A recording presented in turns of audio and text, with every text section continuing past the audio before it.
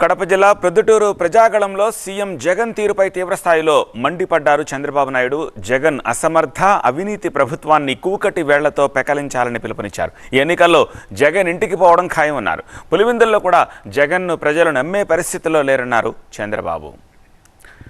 కడపలోనూ cycle దూసుకెళ్తుందన్నారు TDP అధినేత చంద్రబాబు నాయుడు. కడప జిల్లా ప్రొద్దుటూరులో జరిగిన సభలో ఆయన ప్రసంగించారు. కడప ఎవరి ఇలాకా కాదన్నారు. 5 ఏళ్లు రాయలసీమకు జగన్ చేసిందేమీ లేదని విమర్శించారు చంద్రబాబు. ఎవరి ఇలాకా కాదు, ప్రజలు ఏ పెత్తందారుల కింద బానిసలు కాదు. మీరు ఒకటే మిమ్మల్ని కోరుతున్నా, తెలుగుదేశం పార్టీ ఎన్డీఏ అన్స్టాపబుల్. కడపలో కూడా సైకిల్ దూసుకెళ్తుంది, ఎవరు ఆపలేరు. రాయలసీమలో ఇప్పుడు ట్రెండ్ మారిందన్నారు చంద్రబాబు.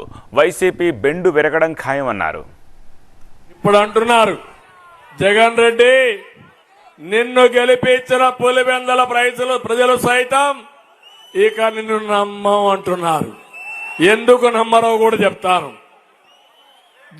జగన్లో విపరీతమైన మార్పు వచ్చింది, ట్రెండ్ మారింది.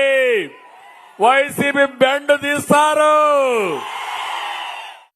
అయితే అన్ని తెలిసినట్టు నటించే కమల్ హాసన్ నాటి పెద్ద నటుడు ఇతను. నేను అందుకే అన్నా, ఇతని కరకట్ట కమల్ హాసన్ ఇతను.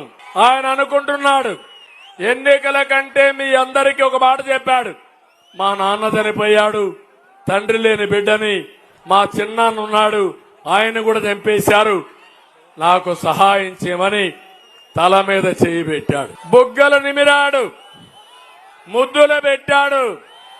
మీరు ఐస్ అయిపోయారు, ఏదో చేసేస్తాడని ఊహాగానాలకు వెళ్లిపోయారు.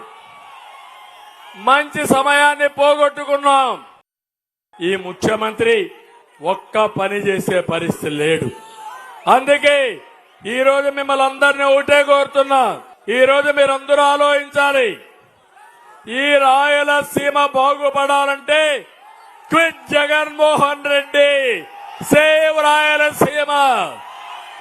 సిద్ధమా మీరు?